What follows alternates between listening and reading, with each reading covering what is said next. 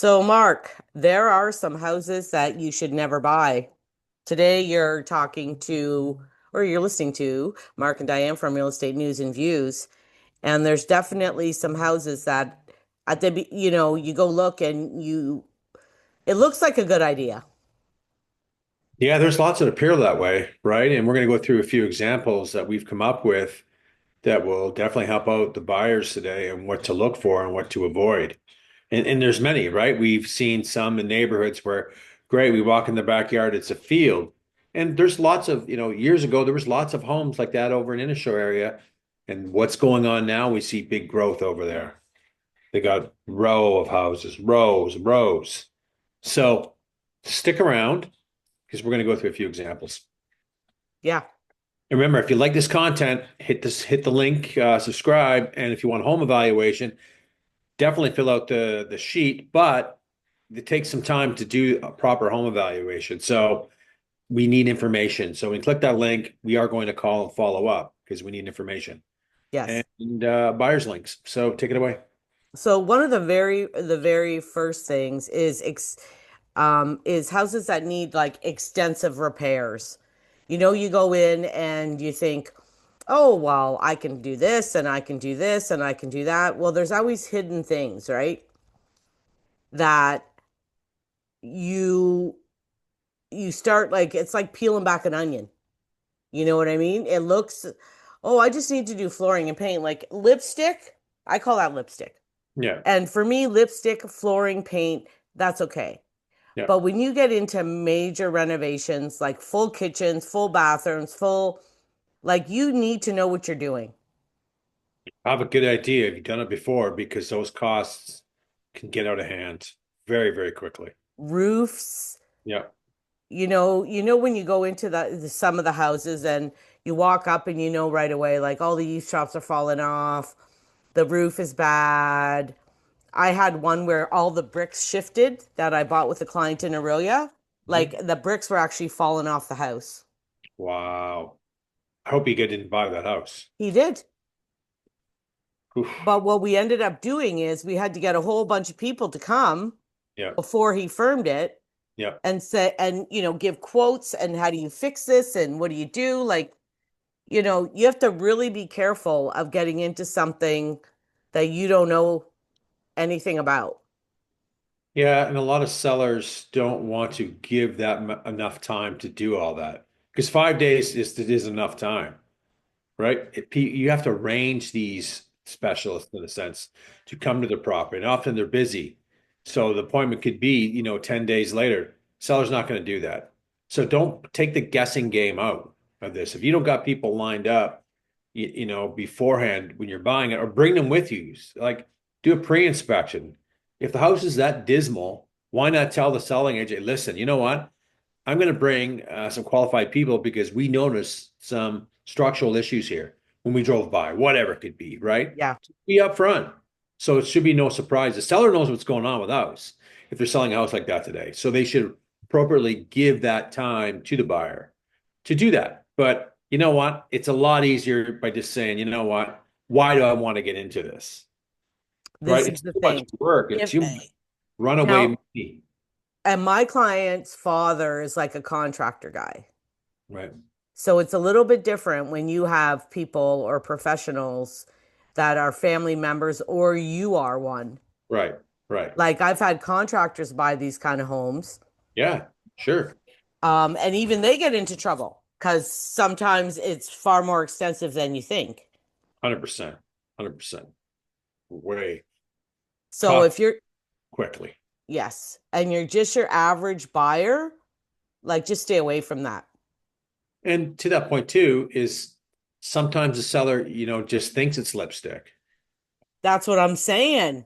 But other after you do a home inspection, if you know what I mean, it does happen a lot. There's a lot more problems going on that property. And you know, let's face it, we see a lot of those listings, but we don't see the price point jumping off the wall or screaming great value here. So they could be into that house for a lot more than they really anticipated. That's the problem. Exactly. They could end up over like basically in the red. The home is actually, you've actually, between paying for it and fixing it, it's over the value of the neighborhood now. Could be. Could be. So Could be. another big thing is homes that are in high risk areas. Now, what I mean by that is the houses, okay, I don't really want to say it, but I'll say it. You know. Down in in Lefroy, Right. where every spring half of them are flooded, Yeah. Yeah. there's lots of areas that have physical issues that you don't know about when you go look in July because everything's dry. Yep. I Yep. don't even, I don't think in my time, except right in Lefroy, like on the main road, just off the main road, which is a high and dry area. I don't think I've actually purchased with one client in that area because I won't bring them there. No, no, because high water table, right? There's issues, you know it. And that's the importance of, you know, with local agents, they know those areas. They know stuff like that. Another town agent is not going to know unless they've done some business in the past, right? Yep. Or, where could a buyer get that information, right? Where could they get that on their own if they wanted to? Well, those kind of things, I don't think you get it anywhere. No, is there any maps in Innisfil in a sense where they high water tables like No. yeah, No, my nephew used to live on Kennedy. And actually, you remember when a your climb. client bought off us? Yeah, Now, yeah, what my nephew did before he even sold it, like while he was living there, he actually put a drainage system in the backyard right, and black pipe under the ground to bring it out to the ditch. right. Because Yeah, yeah, so your client would have been fine. yeah, But when he first bought it, they were underwater all the time. yeah, yeah, yeah, yeah, no kidding. And there's a lot of different areas around Barrie that have like even depending on okay, look at the one I nearly purchased with Rob on Blake, Mhm. and now that car dealership is the new homeless shelter thing. Yeah, that can impact values, right? All these community things that we should be looking for, and we went through a video last week that I think our viewers should check out about how zoning plans impact that. Right? Where you think, great, nice quiet street, and all of a sudden a guy on the street owns 4 or 5 acres and he's got a plan of subdivision going on in there for 10 townhomes as an example. Yeah. Cow, right? So I think people really need to be careful. I mean, it's just not about getting the deal done or signing the paper. It's about knowing the facts of the community, what is going on in the community. And there's lots that the buyers can do today to find that information out for themselves if they want to, and not just rely on an agent. There's lots of ways. Yeah. And You, that's another thing that people have to be wary of is zoning and legal issues. And what comes to mind is those people that put on decks attached to their houses or build things or do illegal basement apartments, and now you're stuck with the problem. it happens. Yeah. Like one of our clients from YouTube that called, you know them too.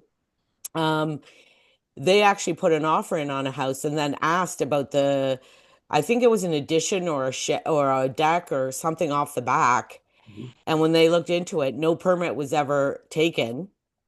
Yeah. And then I've had other ones where the permit's still open. So my other nephew sold on the ninth line, and he originally, got building permits, and he sold like 9 years later, never closed them. Yeah. So Yeah. they were all open. Yeah. Cost him And $50,000 yeah, it's crazy. because now you can't close a deal like that. No, no, no. Now a floating deck is okay. Right. But I think a buyer should be, if they see something new on a deck, put it in the offer about, hey, has there been permits taken out on this? Has a final inspection happened on this stuff? Right? Exactly. And those type of renovations stand out. When holy cow, nice new deck. How old is it? Right? Yeah. So things. Or how Okay. about the people that turn their back decks into rooms? Well, yeah, that can happen too. I mean, I think it's I showed one just on Taylor like that. really, eh? Yeah, the back room they made like a family room back there, but it used to be like a deck area. It Right. wasn't part of the plan. Right. Yeah. And they insulated it and heated it and everything, but I mean, I'm sure there was no permit. We never put an offer, so I didn't ask. Yeah. Yeah, it can happen. Okay, what's some other ones? Um, Properties and areas that are trending downward. Okay, so give us an example. Well, I personally would say around the waterfront in Allendale area. Not so much Allendale, so much. I mean, I mean, Well, South Allendale's by the GO station. yeah, there's not, yeah, something. I find some of those areas, getting better and are going to get better. You see some, some new build going on with those townhouses, but anything in the downtown corridor and stuff like that, I think people should really dot their I's and cross their T's and go to, example, the local Barrie crime map on the Barrie Police Services. Understand the crime in that area, right? Because they're there. Well, I even think in the North End, What North End for Pickling what? Trail, that area over there. A lot of student rentals, right?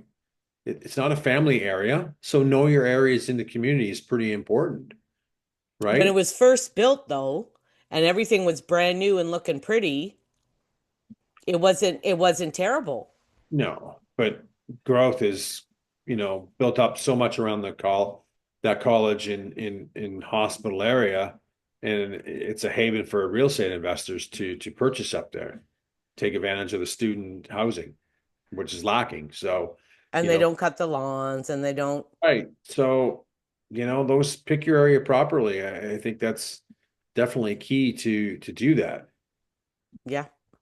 So another thing is, and you and I have both seen this all the time, the uh the DIY, the guy that did all the renovations himself. Yeah, And they you go stand into up there. how many times have you gone into a house Yeah. and you see like they put in flooring or trim work or and it's like crooked and it's you know what I mean? It's all messed up and you know like okay, this guy did it himself on the weekend and doesn't know what he's doing. Right. Right. Yeah, those imperfections definitely stand out real quick. Well, Right. the problem is, Mark, you also have to be like what else did he do? Oh yeah, that's scary. Yeah, I'm gonna grab something for Gracie. You know what I'm saying? Yeah, and I've seen lots of places like that in my time in the business, and we've seen, things not lining up, flooring, baseboards, measurements are wrong. Like it's very evident. Poor workmanship. Those are red flags. And you know, then you go I've to the seen next it with and you plumbing and electrical and everything. 100%, right? So really, they may look great in the pictures, but and there's some homes that you go to, you go, well, they look good in the pictures, but let's see what it looks like when we get in the front door. And then sometimes it's good and sometimes it's bad. Yeah. Right. So just My be careful. my client had one that I guess the guy had done the shower himself Mhm. and it was this big walk-in shower. It was beautiful, but it never drained properly. And all Mm, the water would just sit there. yeah, it's not. And when we bought it, it was brand new, never been used. So Yeah, of course it looked beautiful. yeah, yeah.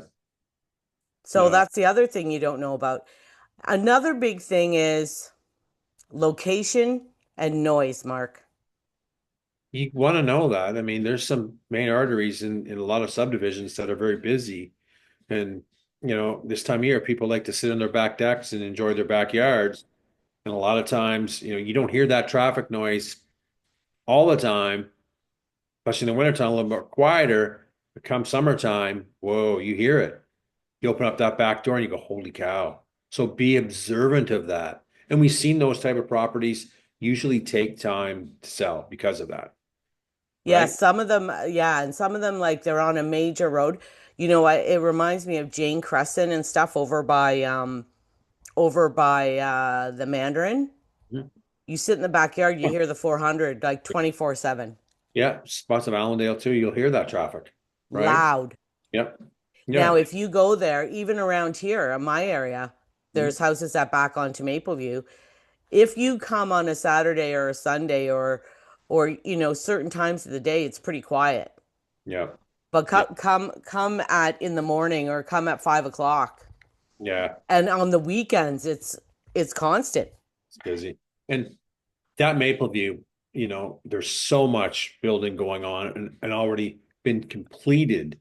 And it can, more you go west on Mapleview, there's more and more and more building going on, right? There's a lot of stuff going on there. That's a traffic disaster, right? It is Yes, very, very busy as there's so many subdivisions leading off to that main artery. So, I mean, there were some nice areas in there, but it's gotten a whole lot busier than it has in the past. it is. And the Right? other thing is the big hills in the backyard and the front yards. Some, yeah, Not around here, but I've had listings with those issues yeah, where the backyard's either a giant hill or the front yard. One I had on Mayfair Drive. I don't know if you remember it. God, she had like five different agents trying to sell it over the time period. tough. 24 steps to get to the front door. Yeah, it's tough. Don't buy that. Don't even think of buying that because There you it's so go. hard to sell. And back to a point that you mentioned too. You know what I'd recommend sellers to do today? Some of them, if they're listing their home, they may have been there for 10 or 15 years. Get a home inspection done before you list. Yeah. No problems. And most of them are small potatoes, right? But then you could really sell it with a lot of confidence and not worrying about renegotiating a deal because there's 20, 30 little things to fix. No one wants to go back. We've been in that situation. We don't want to go back and go, oh God, we got to renegotiate this. You're on pins and needles about making the call. What will the seller do? Will they say no? It's not a fun experience, is where I'm going with it. No, and I remember when Dennis and I sold the house in Stroud. Right? Before I listed it, I said, go up in the attic and see if there's any mold. I No, mean, how often do you check your attic? We lived there 17 years. We never, I don't think he went up there once. no, no, no.